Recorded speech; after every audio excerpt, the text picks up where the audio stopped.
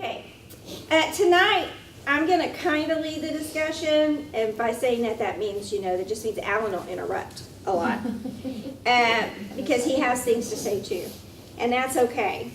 We're going to talk about kind of current, where things are in the state of being a parent today as opposed to being a parent when I was parenting kiddos. Some things are still always the same. Kids don't want to go to bed at the time you want them to go to bed. They hit a certain age and they talk back and they roll their eyes and they make the most wonderful sound in the whole wide world. Yes, they all still do that, I know. But we're going to talk tonight some about time, how time is used in your family, how the kids need time, schedules. We're going to talk about that. We're going to talk about social media and all the things that pertain to social media. We're going to talk about screen time separate from social media, and then we're going to talk about a few other things like homework and some of those kinds of structured things. But we want to leave some time, because we're hitting this, we want to be sure and leave a little time, which we're not good at, leave a little time for us to talk about things you want to talk about, things you want to ask that maybe I didn't hit, Alan didn't hit.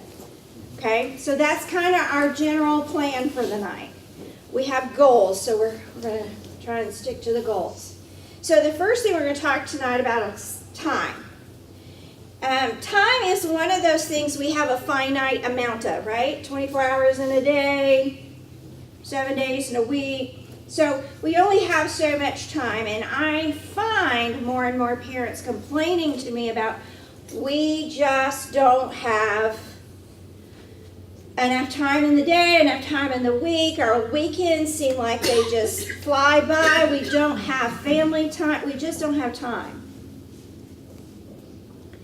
Which is very interesting, since we live in a time when, an era when, we have more things to do the work for us than we've ever had before. So it makes me curious how we could. Alan and I are just as guilty with no children. We just go all the time, and we're just like, how is this happening? Magically, clothes get washed and dishes get washed, and those are magical things. But we still run out of time too. So the kids feel that. Before I quit teaching, I had this class of 16 students. And out of that 16 students, 10 were boys in 4th grade. Yeah, it's a great class. One morning in April, on a Monday, they all just came in like they had been on a weekend drunk. They were staggering. They couldn't hardly make any sense when they talked. They looked like, really, they just literally drugged themselves into the room. I couldn't engage them. Every time I looked up, they all had their heads on their desk. And finally I said, guys, what's going on? Oh, we had ball tournament, and we had soccer this, and I said, if I could ask one thing that you really want right now, what would it be? I would like to have a whole day at home. So what would you do? I don't know, because I haven't been home in so long. For that length of time, I would know what to do. But almost every boy in that class said that. And almost every girl said that. You work so hard to create a really nice home for your children. And then they don't get to be there. And they're exhausted. I know you are. Because you come and sit in my office, not you. But they come and sit in my office and they say, we're exhausted. We're just exhausted, and those kids won't do what we ask them to do. And I'm like, because they're exhausted too. When you get the schedule of what you're doing. I'm like, I'm tired and I just heard it. They want to be at home. And this is a growing problem. And I know you want to jump in. You're doing great though. I am. What do you want to say about it before I get into specifics?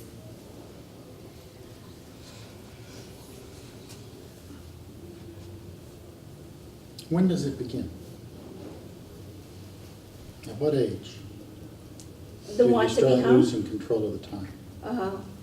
When does a child start losing? When does a parent start losing control of the time? I don't know. 4. When T-ball, 4. Okay. So T-ball, that's the big T-ball. enemy?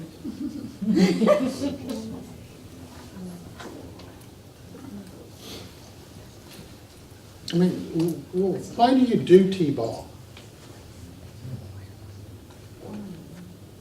Exercise, extracurricular activity. Okay. Yeah.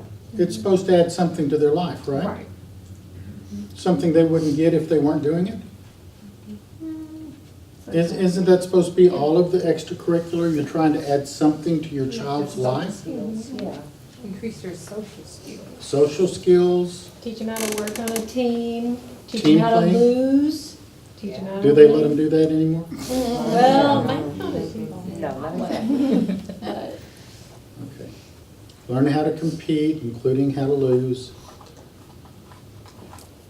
Learn how to work together for a goal. Learn how to get out of the house and off the video games. Yeah. See, there's good things about this. So you've got to understand, we're not anti-extracurricular activities All of our kids had 1 per year. per year, and not at the same time as their sibling. So if Aaron was playing baseball, he did 1 season. If Aaron was playing baseball, the 2 girls weren't doing that. They were, guess what? Watching. Going to the baseball game, supporting. They hated it. Well, Heather didn't hate it because she earned money. Because she got to watch all of her friends' little kids, you know. Her little, you know, she got to babysit, so she had fun.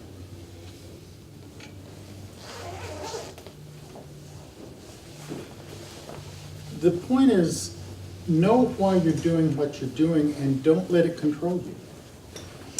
I mean, even back then, and people were not near as busy when we were raising kids as what they are now.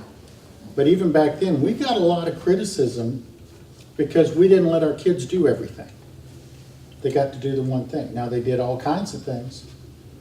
We did gymnastics, we did soccer, we did baseball, we did track. We Oh, did karate. yep, I think we're leaving out a couple. probably. One of them was on the swim team. Yeah, she was in high school by then, yeah. Well, it doesn't get better when they get I in high know, school. I know. Band, choir. Now, all of this stuff, flag, Okay, quit.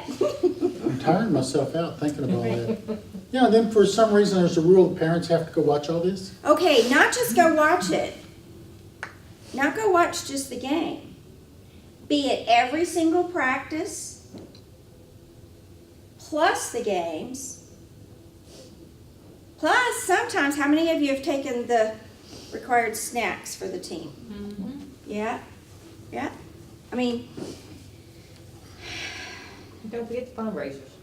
oh, Oh yeah, don't forget the fundraisers. let's don't talk about fundraising. I spent an hour and a half. Now, I did finally, at some point, I put my foot down on the fundraisers, and it's like, how much money do they expect to clear? Here's a check. Done. I said, we're not selling anything, we're not guilting our Family friends. doesn't like us anymore. If they want to make a net profit of $100, here's $100. We're not doing that anymore. Right. You know, and then they didn't appreciate it. They're like, oh, they're supposed to learn like marketing skills and stuff like that. And I'm like, the ones that know how to sell, that's a dangerous thing. And the ones that don't, he ain't ever going to do it. So he's not going to talk to a person. He's going to expect his parents to do it. Like mine. Okay, so the idea is if you're doing all those things, running your kids everywhere, every which way, when do you get couple time?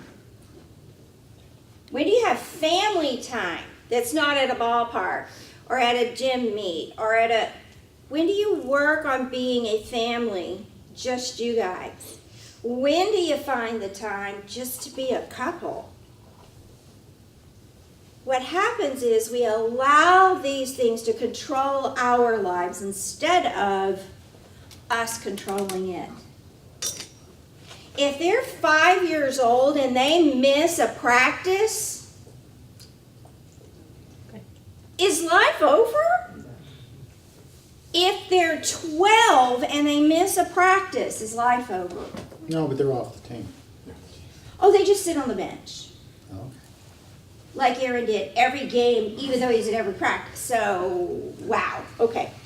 Sorry. I'm not bitter. That I lost all that time. Yeah. No, he actually got to play. Every time they had the bases loaded, they would put our son up there to bat. Not because he was the best batter on the team, but because what none of us knew until after he finished that season was he's blind as a bat.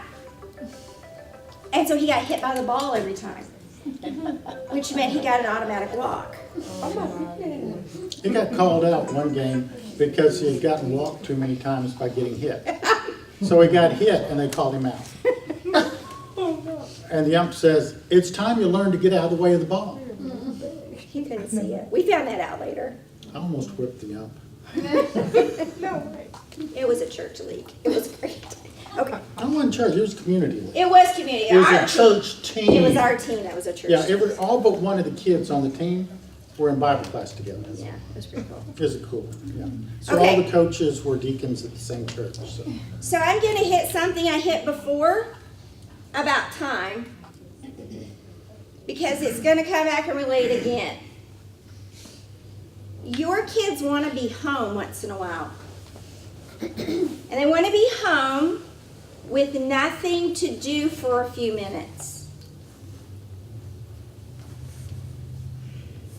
I have an experiment I want you to try. After you've had one of those weeks where it just seems like it's like, hurry up, get in the car, we got to get home from school because you got to get your work done so that we can hurry up and go to the ballpark so we can hurry up and get home so we can have some supper so we can hurry up and go to bed. On a week where you've had that most of the week, pick a night that they are going to do nothing but go home. And as soon as they get home, say, put your stuff down and go to your room. Just go to your room and just be in your room for a little bit.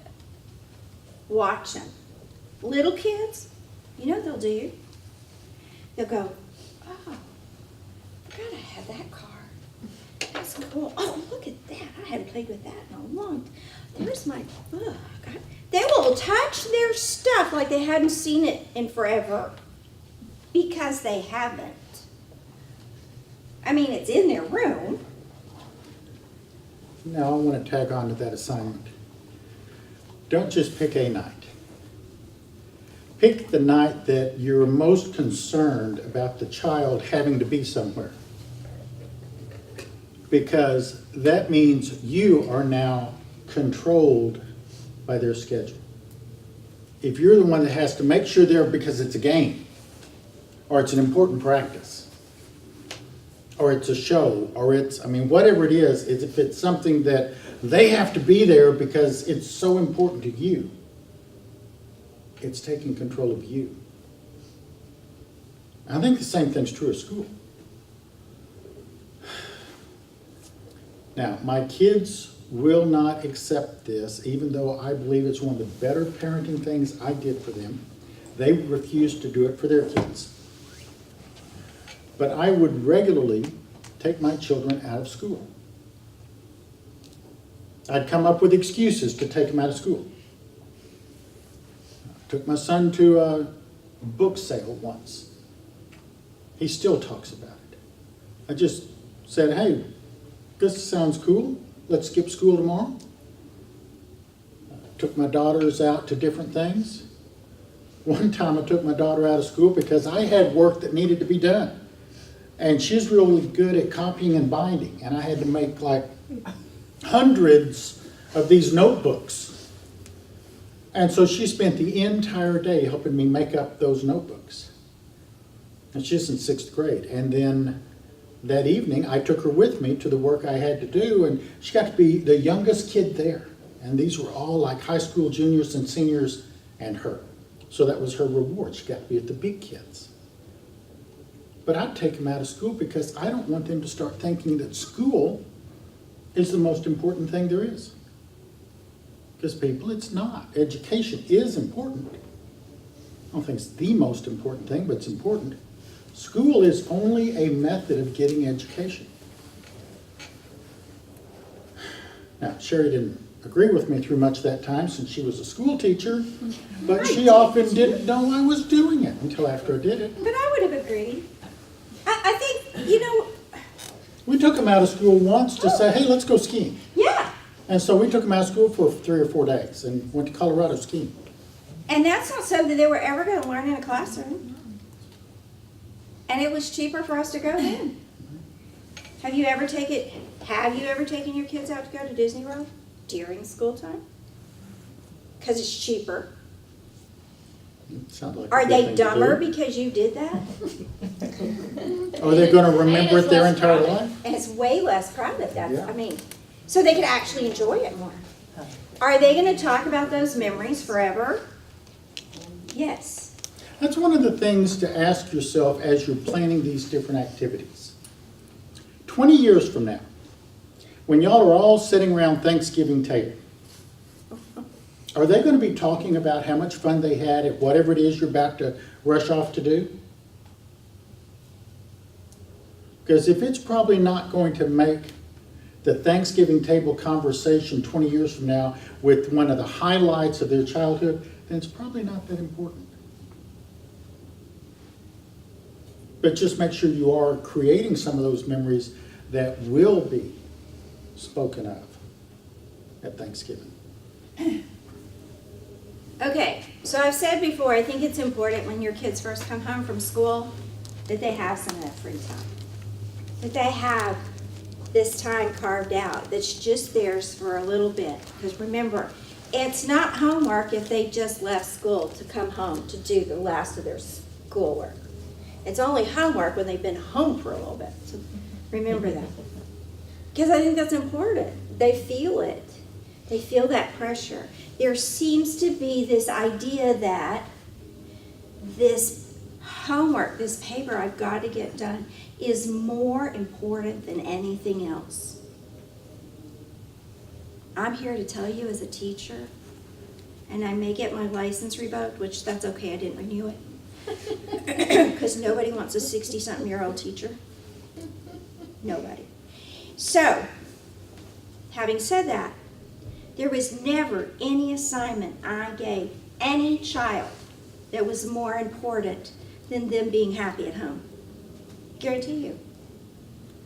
I told my parents, if this homework gets to where it interferes with your family time, don't do it.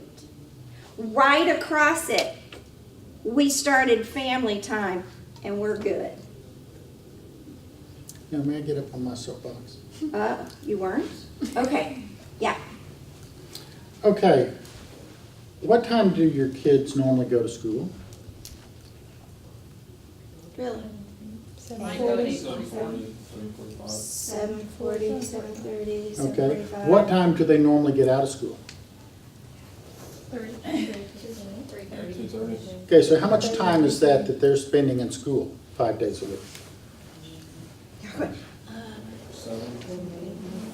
hours. 7 or 8 hours. Between 7 and 8 hours a day, 5 days a week.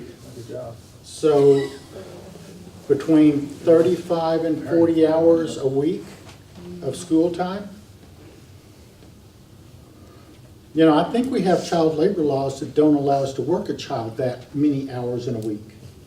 But we make them go to school that many hours, which is working their poor little brains.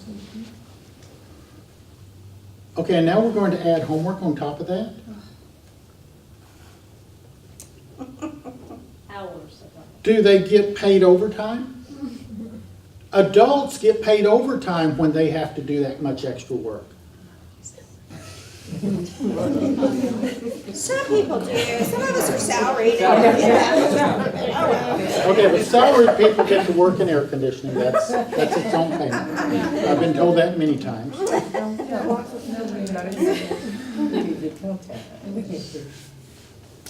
People, I seriously think that if parents would band together and say no more homework, there would quit being homework. Because there are more of y'all than there are of the teachers. And if y'all as a group of parents would just say, this is excessive, we're not subjecting our kids to it anymore, they're not going to do the homework, it won't take more than 2 or 3 weeks before the teacher quits giving the homework. Teachers can learn. Take control of your kids' life. Quit torturing these poor little kids by making them do something that, according to the federal government, is supposed to be against the law. But somehow teachers get a walk. Quit giving them a walk. Take care of your kids. Yeah, that's my soapbox. Most of the teachers don't want to grade that stuff anyway. Yeah, make teachers' life better. Everybody's life will be better. All right. There's a place, what we're trying to get to is you guys be in charge of your time. When you feel like you're running, from the time you get out of bed till you go to sleep at night, your kids will feel that way too. And they need a break just like you need a break. Take it. You're in charge. All right. Screen time. Skip Social it. media. Let's do screen time first and then social media. Screen time. Okay. Kind of give me an average. What's the average length of time allowed on screens at home? A day? A day. 0. 0 a day? Any week No, time? maybe an hour. An hour? What are we classifying as Any screen. TV, computer, tablet, phone. If it's got a screen, it's screen time. Ours is different. We usually do 20 minutes of video games, Okay? and then TV, they don't get much just because we're not there. Okay. Yeah, So, because y'all are running. is that fair? Yes, we are. I know you are. I know. What about you guys? 30 minutes. 30 minutes per child. Okay. If they did all together. You might do something. Well, Yeah, I guess if we were gonna do like a family movie, that's right, different. that's different. But if they're gonna do it individually, Right. they might get 30 minutes a day. Right. And then the rest of the day we have to figure out what they wanna do. 1 hour. 1 hour, 1, It's probably about an hour. about an hour. I can set Christy? 1 hour on my son's phone and he's used it up by 9 o'clock in the morning. Right. Yeah. So, 1 to 2 hours. Yeah. I mean, we always, the boys play computer games only on the week, Friday, Saturday, Sunday. We Right. don't play it all during the week. Yeah. But I mean, they're teenagers, they watch a couple, Right. at night, they watch a couple hours of TV, Yeah. Netflix, whatever, Yeah. Yeah. Because as they age, there's different things that you gotta let them figure out how to And I don't monitor even that. count school in that. I mean, I'm not Right. counting school. If they're on the laptop for school. Right. then- Yeah, no, that's that tortures education stuff, right? Okay.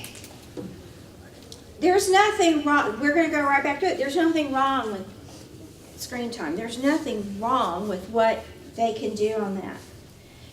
From the time TV was invented, and we're close to that beginning of all of that, we heard it's gonna rot your brain. Back in our day, don't sit too close, it'll, burn your eyes out.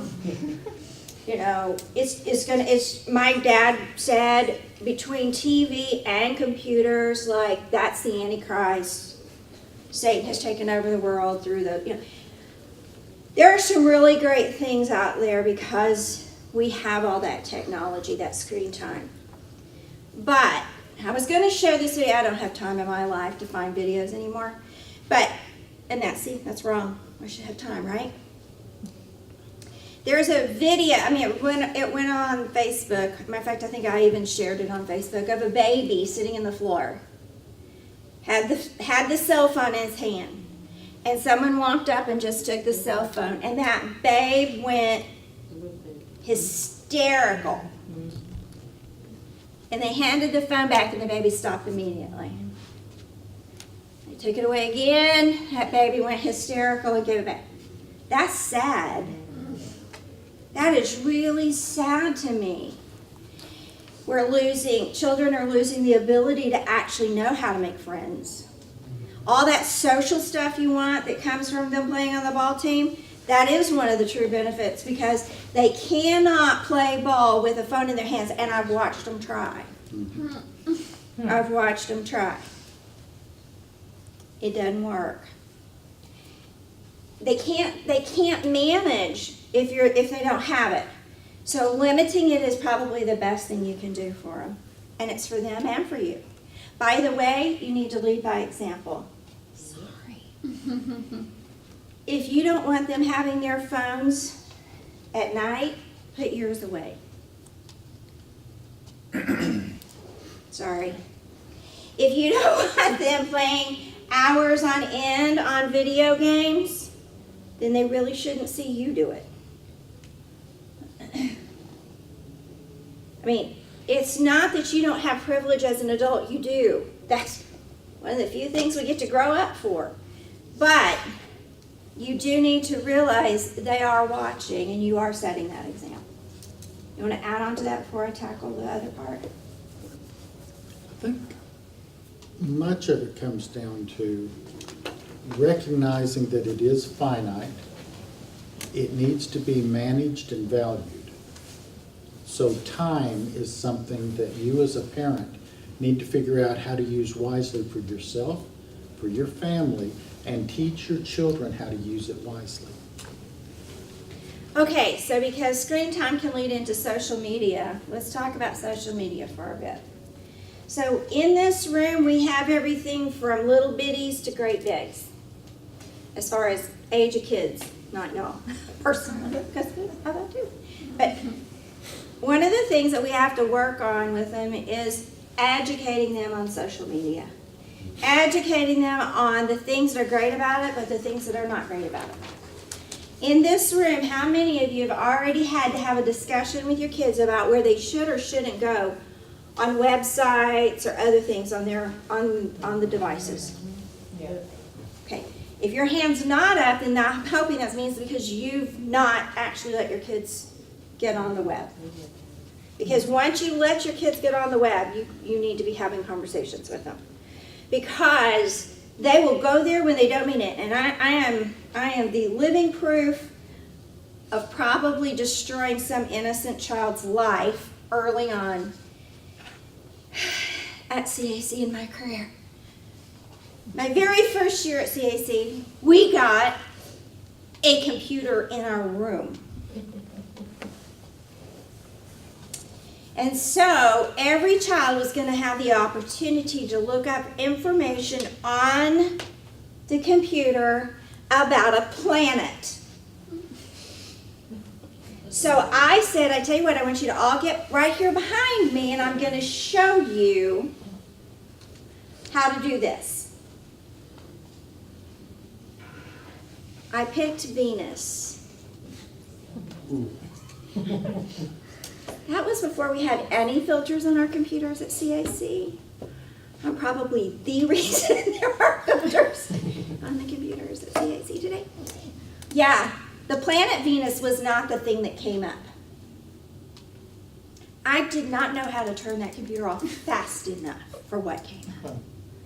Fortunately, I don't think the kids really, I hope, I'm praying, they were fourth graders, so I was really prayerful that, we have to know what we're doing so they can know what they're doing. We need to educate them on things. And learning how to not share everything about themselves. If your kid is allowed to have any kind of Facebook, Instagram, Snapchat, please don't let them take Snapchat, any of those kinds of medias, then before they have it, you need to know their passcodes. You need to know all the passwords. Matter of fact, it's best if you set them instead of them. Second of all, you need to talk to them about what is appropriate and not appropriate to share. Because once they reach a certain age, and by certain age I mean 9 or 10, they are becoming pressured more and more and more to share things they should not share. I've had more than one mom and dad in my office about a child who was 11, a girl, who had already sent out into the World Wide Web pictures of themselves naked. Well, that's what everybody else is doing. They don't know me. It's out there, but nobody really knows me. They can't find me. Yes, they can. You need to educate them. Those are tough subjects that it's a shame we have to even have with kiddos.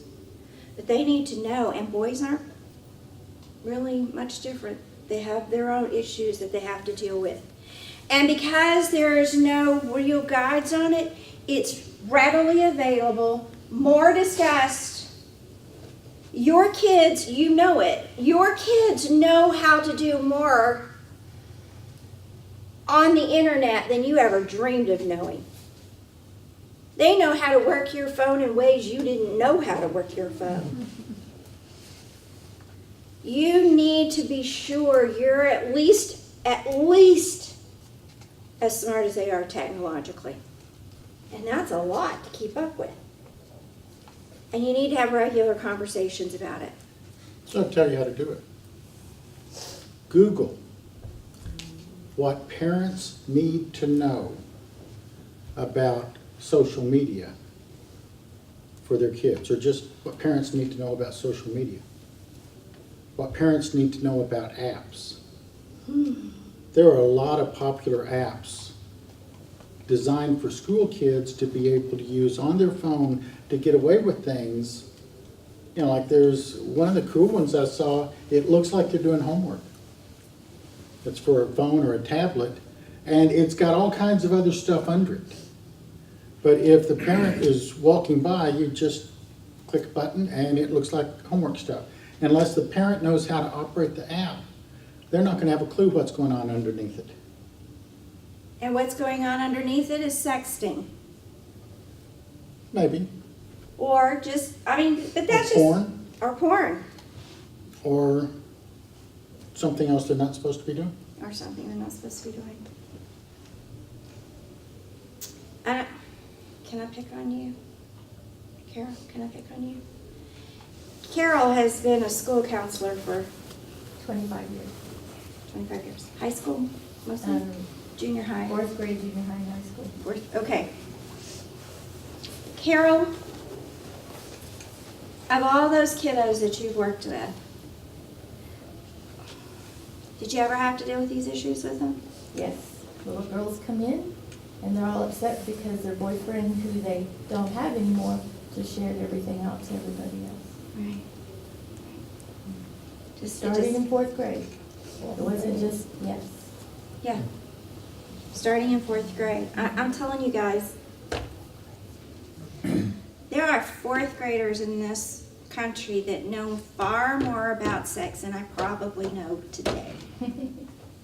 Because it's so easily available for them to know about. And they're so good at telling each other how not to get caught at it. So you limiting screen time? Winner. And the one that was even more than that is a 4th grader wanting to come out to her class. Oh, that was the other thing I was going to ask. Yeah. One of the, what would you say is the, I know one of the things I'm hearing a lot more of is at a certain age, and by that certain age there again, I'm going to say 11, 12, they're starting to actually want you to go ahead and label yourself. You need to either let people know you're gay or you're bi, or you're asexual, or you're poly, or you're pan, or you're... Or you're something I've never even heard of, but Yeah. they think they know what it means. Yeah. Yeah. I had a girl in my counseling office one day told me that she knew she was bisexual, but she was also asexual. Well, you understand that, and I understand that, but that little 12-year-old, she was like, and so Everybody keeps trying to talk me out of this, but I know I am. Okay, and how do you know that? Well, I'm gonna just go, if I've got a soapbox, this might be one of them. Then I've got a comment.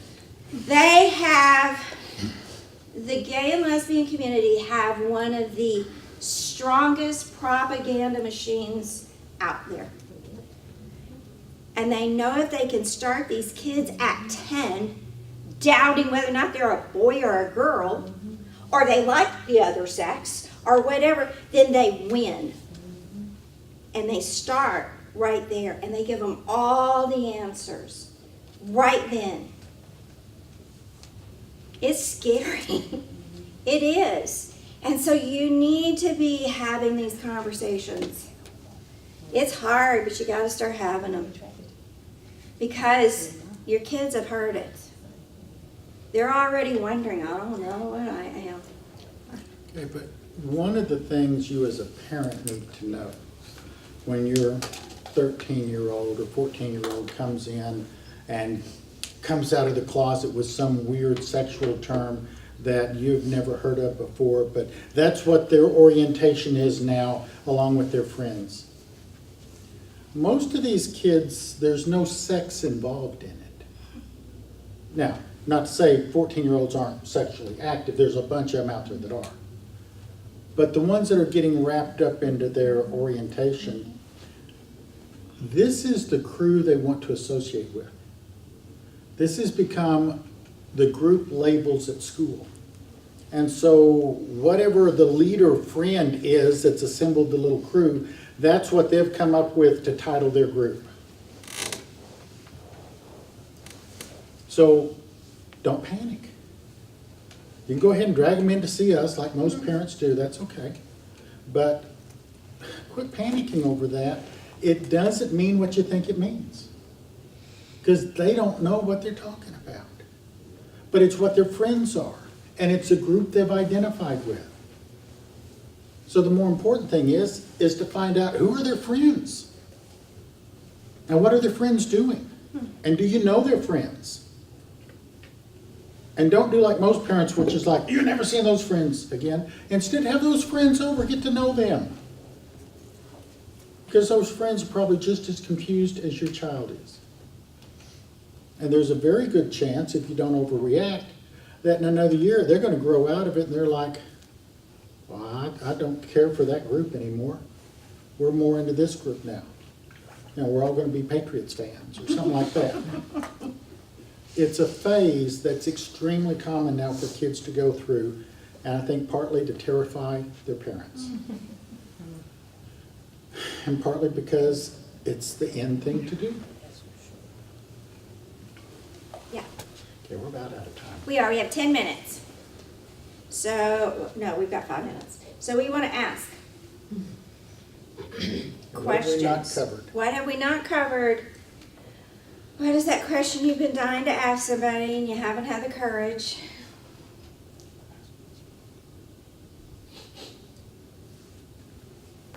We have done a great job. We hit all the issues.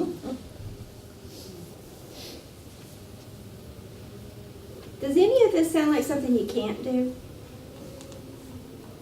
Does it sound so overwhelming that you don't know how to stop? Like when we talk about time and grabbing onto your schedule.